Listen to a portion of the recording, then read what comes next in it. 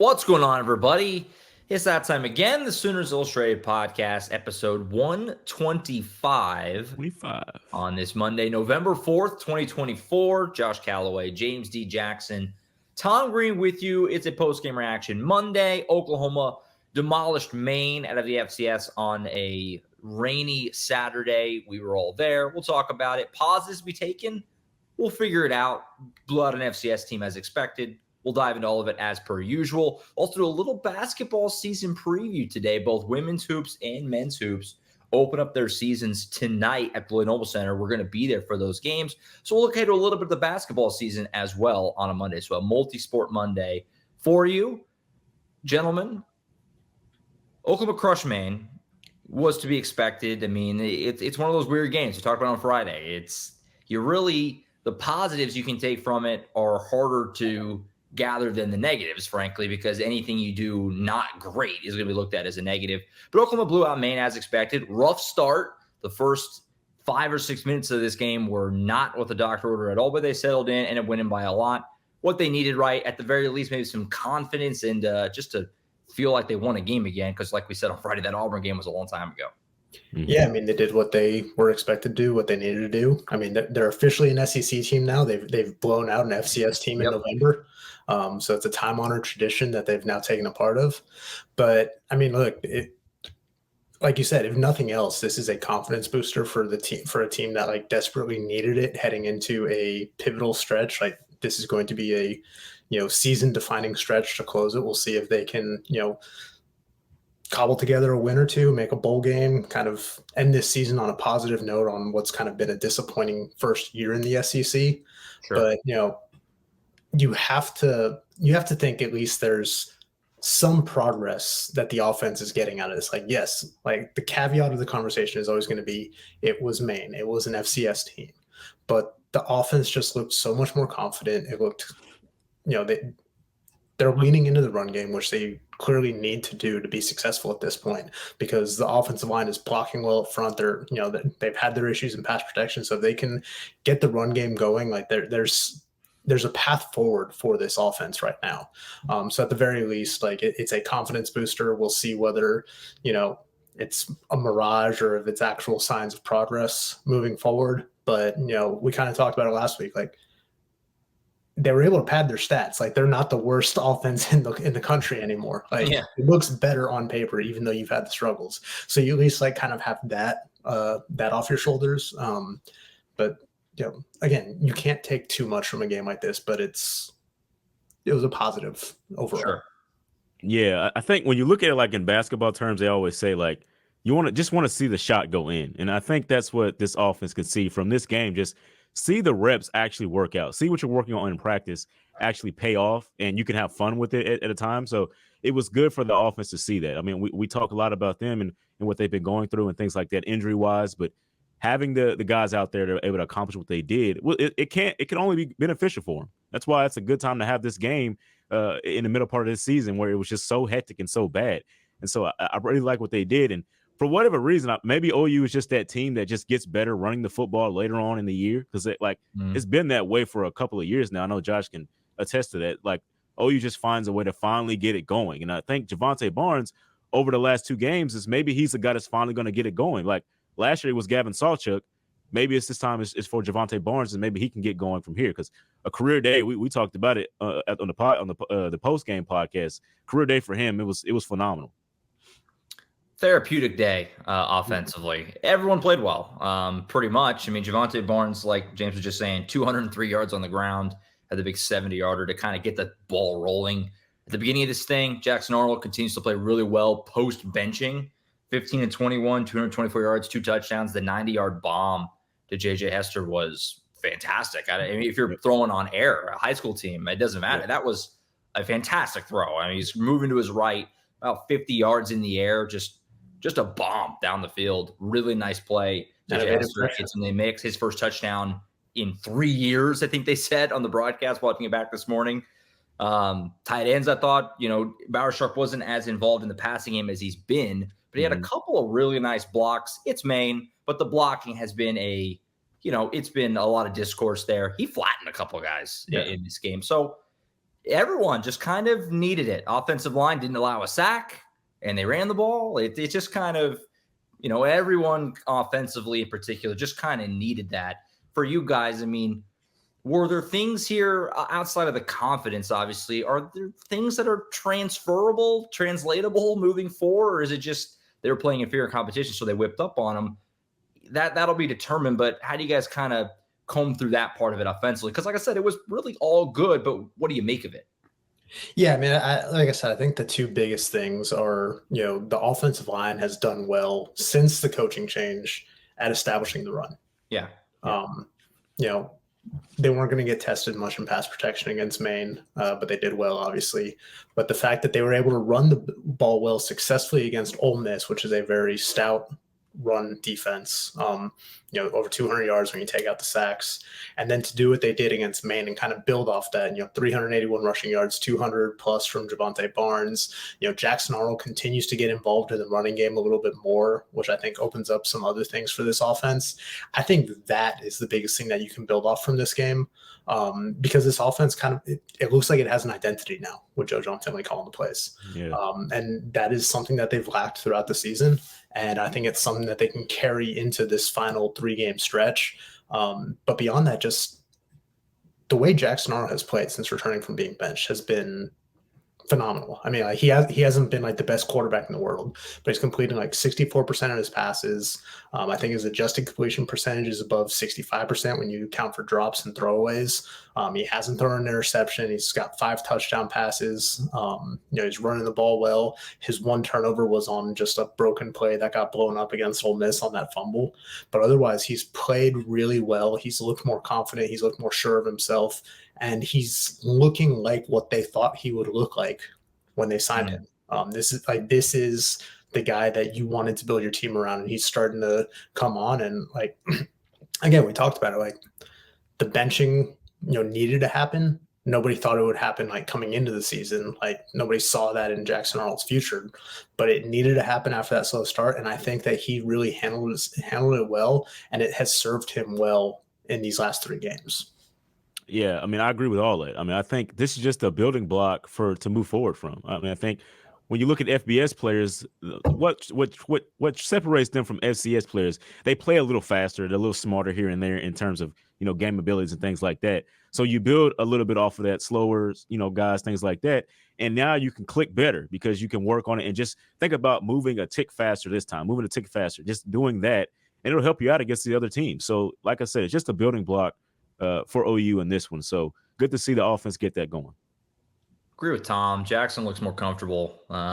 Whether that's we tie back into when we did the instant reaction after Seth was let go.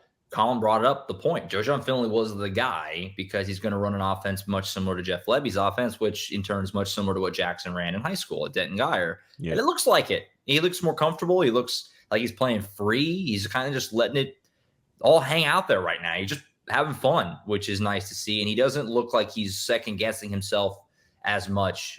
He's kind of letting it rip right now, and you're seeing that he's playing well. Got to see a lot of young guys in this game, especially in the offensive line. So Michael Tarquin didn't play, hurt his ankle during the week. So the starting 5 got another shakeup, as if it needed that. It has been all year. But we got to see, obviously, a lot of Logan Howland, a lot of Heath Ozida. Got to see Eddie Pierre-Louis come in this game late. Immediately got a personal foul. I kind of like it. I like the aggression. Yeah. Coming in. He's been chomping at the bit. We also got to see a little bit of Daniel Akinkunmi and a little bit of Isaiah Autry-Dent in this game as well. So got to work a lot of young guys in there. Xavier Robinson got in at the end of this game and laid a thump, had just a drive where he just took over basically and scored a touchdown. Anything stick out to you guys from the young guys, especially in the offensive line? We'll see how that shakes out, and we'll see if Michael Tarquin can get back. Obviously, still waiting on Jacob Sexton as well.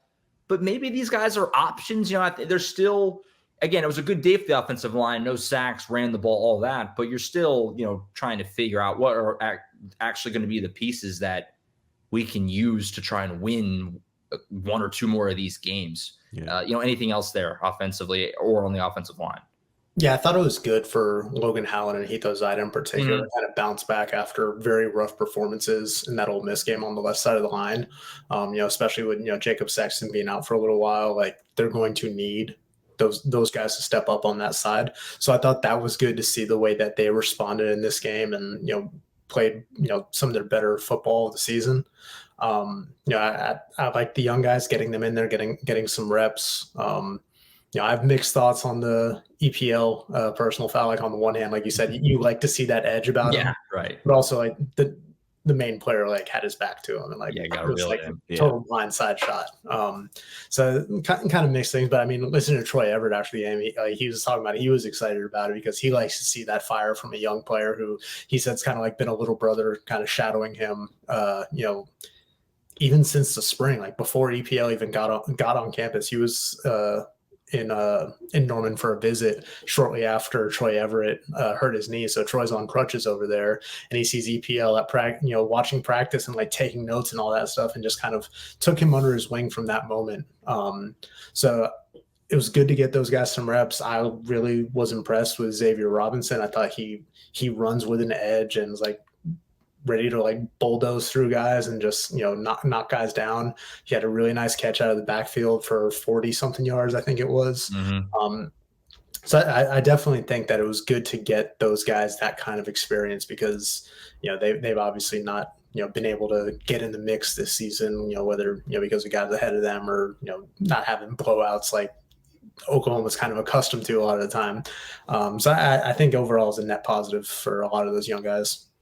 I was really excited to see Xavier Robinson, have that drive. I mean, I've been following this guy for such a long time, even back when, Carl Albert head coach Mike Dunn told me, hey, this is going to be the new guy. Like, he was a sophomore at the time in high school, and I just saw him grow from there where he had no offers into the guy and the player that he was, and where honestly he was a little overweight by the end of it, like at the end of it. And so to see the amount of work he put in this offseason, getting there early and working with Smitty, cutting out all of that weight, unnecessary weight, and gaining muscle back and still have the ability to run over guys like that at the college level, Josh. That was insane to see them.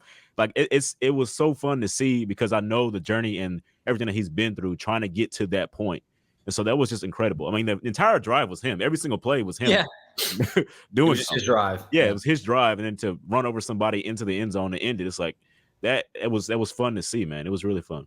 Yeah, there was a drive kind of like that from Taylor Tatum earlier in the game after Javonte kind of tweaked his ankle on that 19-yard catch he had. Taylor Tatum came in. I think they ran like 7 or 8 plays for him on the drive, including like 5 consecutive to cap the drive.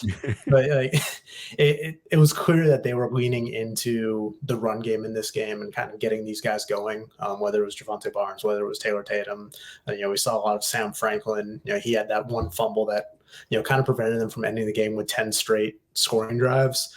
But I like how he responded too. I think like the next drive or 2 drives later, he caught a little 6-yard pass and just absolutely decleated a Maine defender on the sideline. So it's good to see him bounce back from that fumble in the red zone, which you never want to see. It was kind of a botched option play there. Like he needs to catch that, but to not let it kind of bury him was good. And we've seen them to show that they want to stick with these guys after mistakes. We talked about it a couple weeks ago when Taylor Tatum had that fumble. Brent was on the microphone or on the headset and told DeMarco, "Hey, don't bury this guy. I want to go back to him. I want to build his confidence." And I think that's what this game was about as much as anything. Is just building confidence for your starters and your young guys going forward. I mean, we said it going into this game, and what we thought would happen is OU would finally get a chance to dominate the line of scrimmage, and that the run game pays dividends to that. And so it was just really good because we talked about Javonte Barnes' career day. I mean, a lot of the backs had pretty good days when you look at it as a whole. Like OU was able to run the ball. It was close to 400 yards. Was it 382 or something like that in total? 381. Yeah, it's like 381 in total. So I mean, it's a really, really good day on the ground. I mean, just being able to finally dominate the line of scrimmage, show you what it looks like when the offensive line is all the way there. It's a confidence booster. It has to be. For sure. No, 100%. Sam Franklin had that nice one-handed catch as well. Oh, yeah. Joe Mixon style. There with that snag. Yeah, Xavier Robinson, it was great. I mean, one of my favorite high school players to ever watch. Just demolish people. And that's kind of what he did. And when he came in there. The only thing I had offensively, shout out Caden Helms. Cool moment there. I mean, long road back for him. We talked about it a lot in the offseason. Like, what are they going to get from him? Hasn't really seen the field a lot, but he got out there and made a nice catch in the end zone for a touchdown. Pretty cool moment. Joe John Finley said, it's one of his guys, tight end. Got a little choked up in the press box. cool moment there to get him into the end zone. But a good day offensively, just needed it. Just RSJ agrees. He was like, "Don't interview me, interview Caden, man. This is a big day for him after the game." That was pretty funny. Yeah, I was going to say, like, it took 9 games, but Oklahoma finally had a 100-yard rusher and a 100-yard receiver. Between Javonte Barnes and JJ Hester. And I think it was a good game for JJ Hester to get that under his belt, especially ahead of what will probably be kind of a personal game for him this week going to Missouri.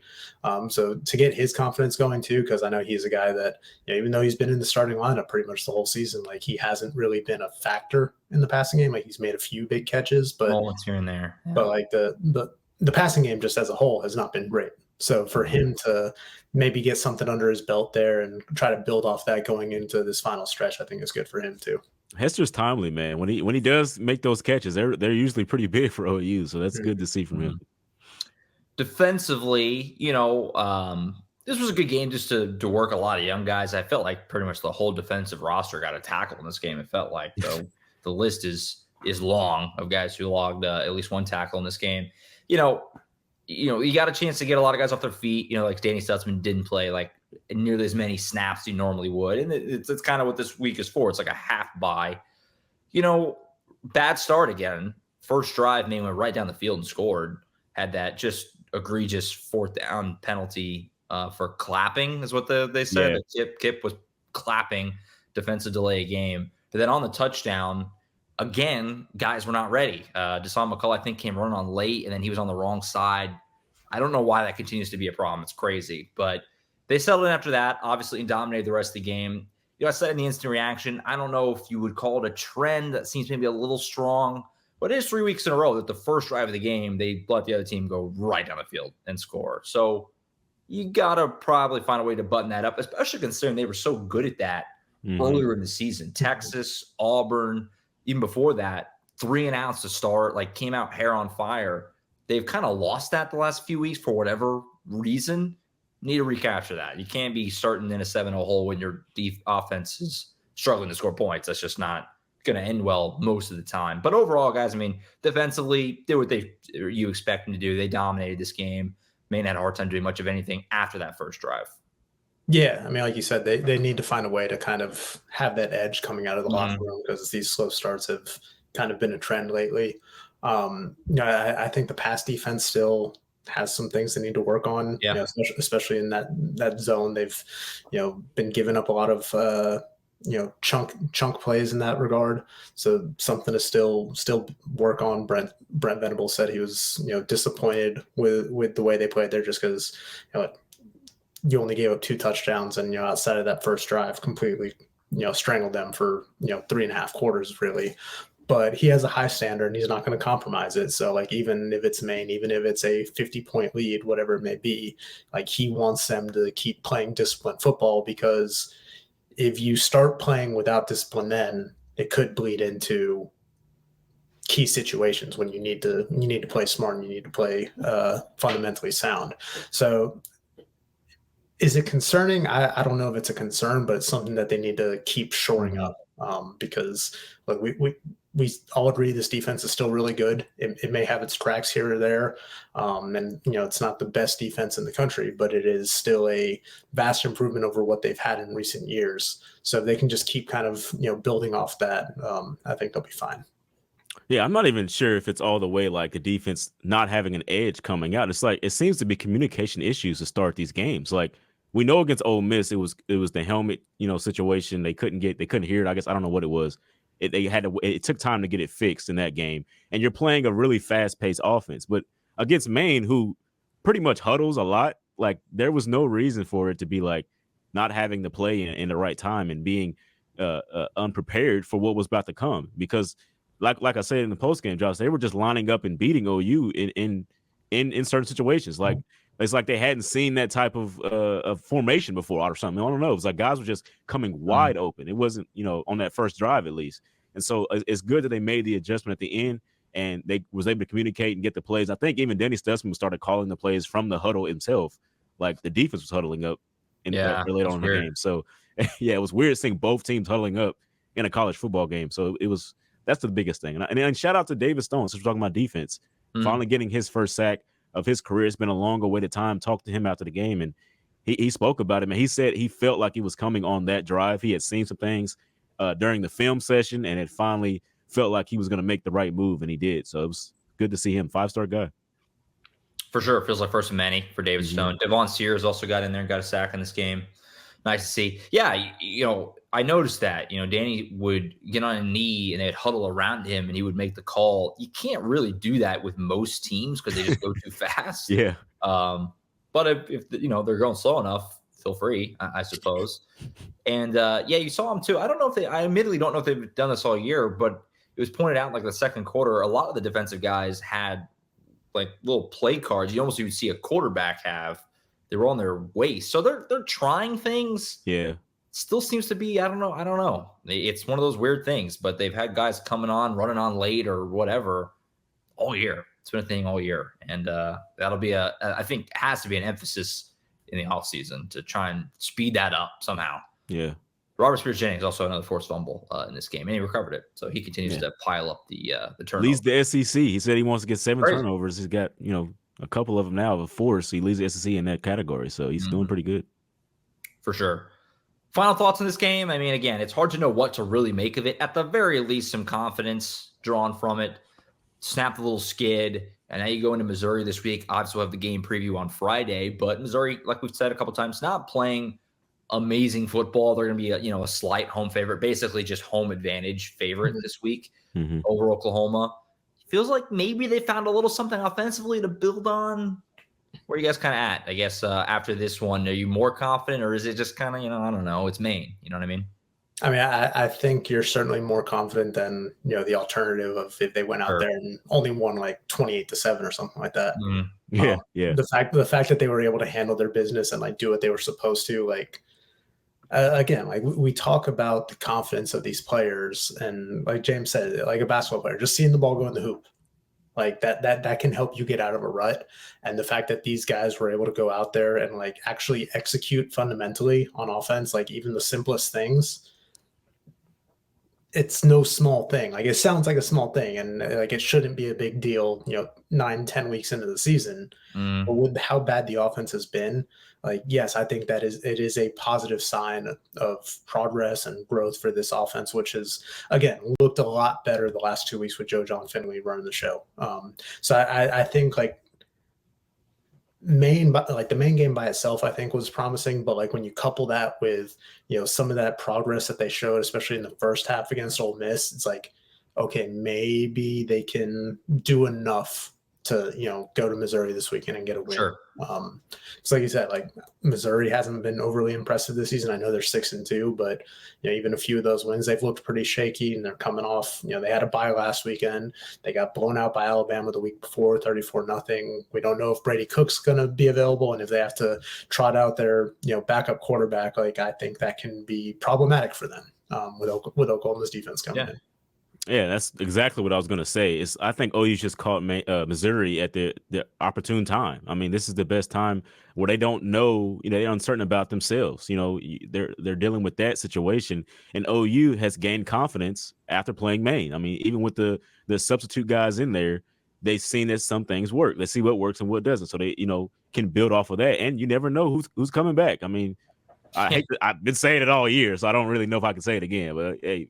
Brent Venables said Deion Burks and Jalil Farouk, maybe we'll see. I mean, they progressing, we'll see.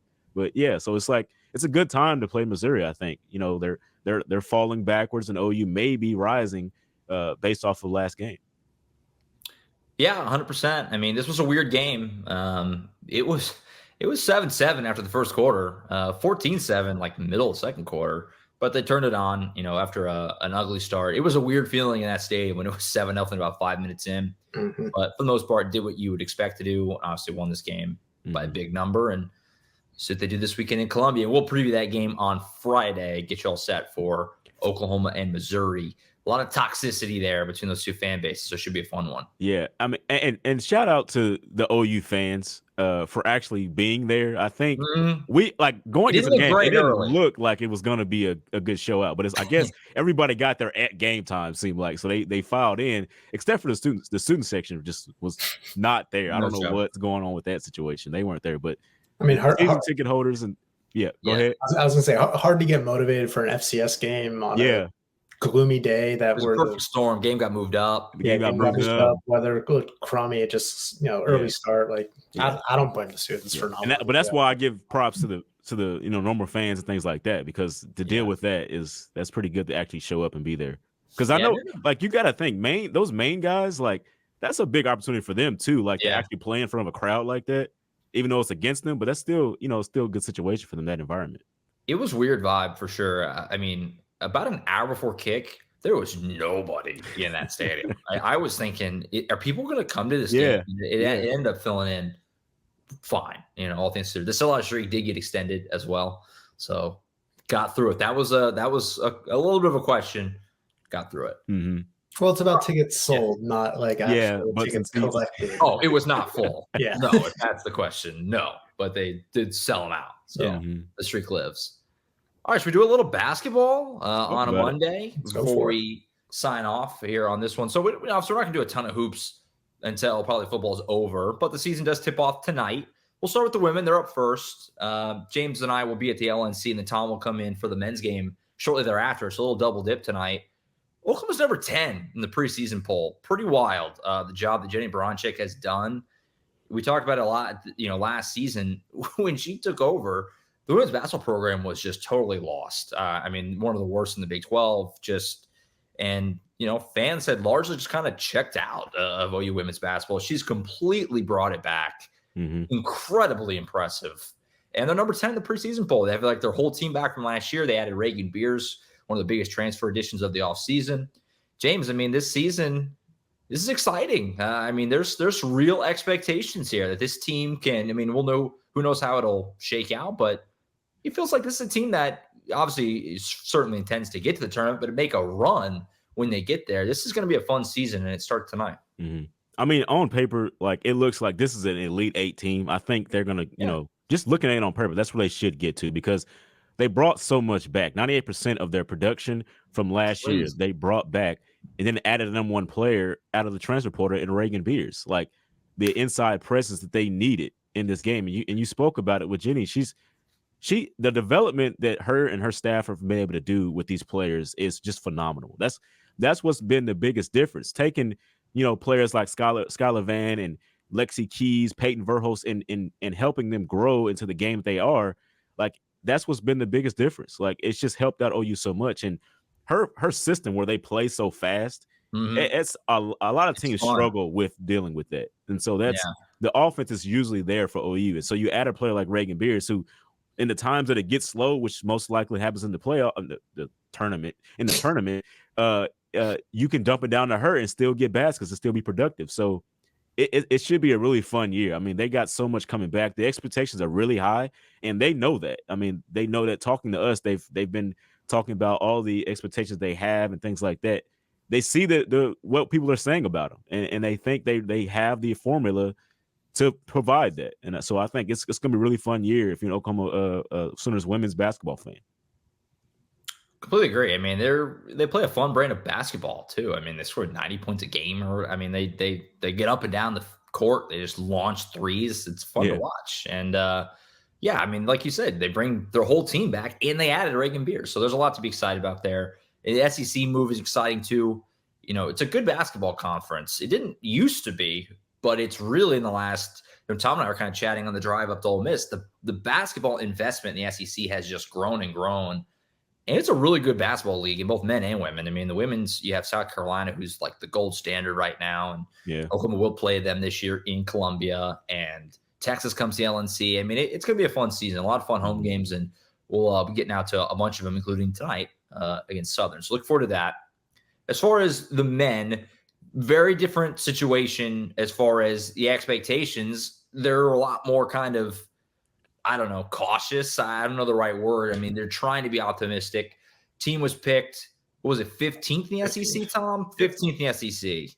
Now, KenPom has them much higher than that as a top 40 team. I think they certainly have a ceiling much higher than that, and they certainly hope to be a tournament team. But it's a huge year for Porter Moser. I mean, there's really no way to spin it any other way. They haven't made the tournament yet under Porter. This is year 4. They were so close last year, first team out. Arguably should have been in. bid stealers, all that. Everyone knows that. But at the end of the day, nobody really cares, right? You either make it or you don't. Mm-hmm. Tom, some thoughts from you on this team this season, getting over that hump and getting to the tournament. Obviously, it's, again, a brand new team pretty much. Jalen Moore and Sam Godwin are back. Those are the names that people will know. Other than that, a lot of new faces, a lot of old guards. Some thoughts from you on just kind of this team and what they could potentially accomplish, and can they get back to the tournament? That's going to be the question all year. Yeah, I mean, I think there should be cautious optimism about this team. Like, they were so close last year, and like, yes, they're replacing a lot and they're rebuilding through the portal again. But you mentioned they got picked 15th out of 16th in the SEC. I think with the SEC, like, it's pretty clear like what the top tier of teams are in this conference, and then like kind of that middle tier, like, anything can kind of go, which is why, like, you see Ken Palm, I think, has Oklahoma as like the 9th best team in the SEC going into the season. So there's a disparity there, but it's also like it's a deep league, and kind of that there's just like kind of a grouping in the middle there of like anything can kind of happen. But I'm interested to see how this team looks, because, Porter Moser talked last year about wanting to play faster, and then we saw that a little bit in non-conference play before it kind of regressed back to kind of a grind in Big 12 play. Offense was a lot harder to come by. Sure, but they've added better shooters. They've got 3 like elite level shooters from deep in Jadon Jones, who's actually questionable for tonight's game with a back issue, Bryson Godin from Fairfield, and Kobe Elvis from Dayton. Like, they've got really good shooters, and we know Jalen Moore, he shot 41% on a couple of attempts per game. NBA personnel told him when he was going through the pre-draft process, they want to see him kind of get more volume on his shots. Like, he's not going to be a guy that's chucking up 5 threes a game, but he's a guy that's going to be able to stretch the floor while still being who he was last year, and an above the rim guy who can attack in the paint. So I think it's going to be interesting to see kind of that mixture, because Porter wants them to shoot more 3-pointers. He wants more of their shot distribution to be from beyond the arc. I think like in the 40 to 45% of their shots from deep, whereas last year it was in the low 30s, I want to say. And they shot 35%. You want to be up toward 37, 38%. So if they can do that, I think that this team can find some success. It's going to be tough, but I like a lot of the pieces that they added. I talked about the shooters. I think Duke Miles is going to be really good for them in the backcourt. I'm really excited to see Jeremiah Fears. He's probably the most talented guy that they have on this roster, just from like a pure talent perspective. He's a guy who should be a senior in high school right now. We know Porter Moser doesn't typically play freshmen a lot, but I think this one's going to be different. Like, he's a guy you're probably not going to be able to keep off the court. He's got an edge about him. I was asking players about it at media day a couple weeks ago, and Jacob Fredson Cole was like, yeah, he's out there in practice trying to cut throats every day. Apparently when Trae Young was in town last month and stopped by to scrimmage with the guys, like, Jeremiah Fears was out there trying to call him out, go one-on-one, and like test himself against, an all NBA guard. So that tells you anything about kind of his approach to it. So I'm curious to see what it looks like.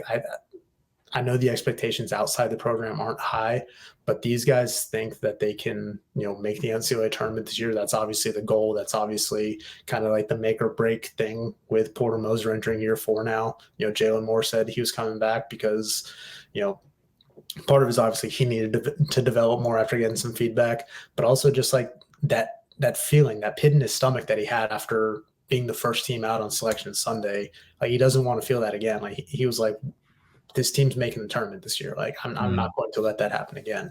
So we'll see what happens. I'm intrigued, at least going into the season. We probably won't know a whole lot about this team for another month or so until they play some, tougher teams. Sure.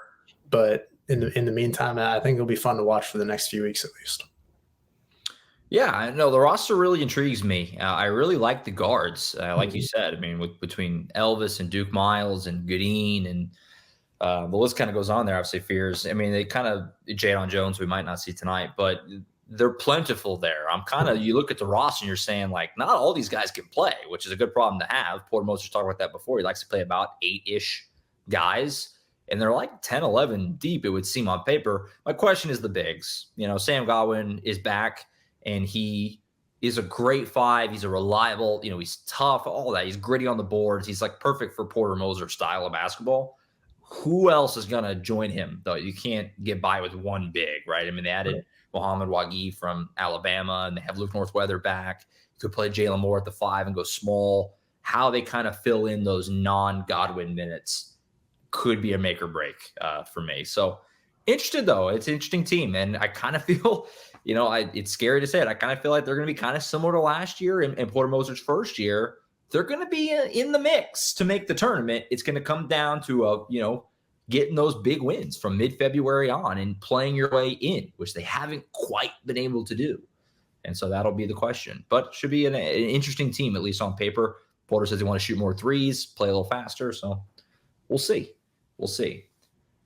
There you have it. Basketball season's back. So it's a busy time. November with football and basketball, the overlap, it's a lot. But we'll obviously have lots of hoops coverage for you as well. Like I said, we're all going to be at the LNC tonight for these games.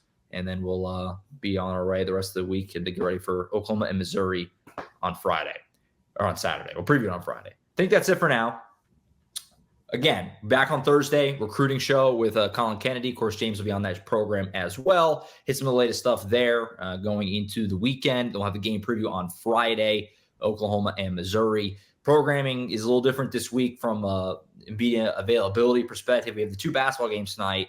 Then the Venables pressers tomorrow, Tuesday at the usual time. But then the player interviews are Tuesday night. They moved that around for us, which made it a little easier. So keep an eye out for all of that stuff. A lot of content coming your way. It's a busy, busy week. Multiple sports all over the place. We have softball stuff going on this week as well and baseball stuff. So it's just, we're everywhere this week. So it's a great time. Jump aboard Oklahoma247sports.com. Become a VIP member right now to get all that exclusive content as well. That's it for now. For Tom Green, James D. Jackson, I'm Josh Callaway. We'll see you guys next time right back here on the Sooners Illustrated podcast. See you.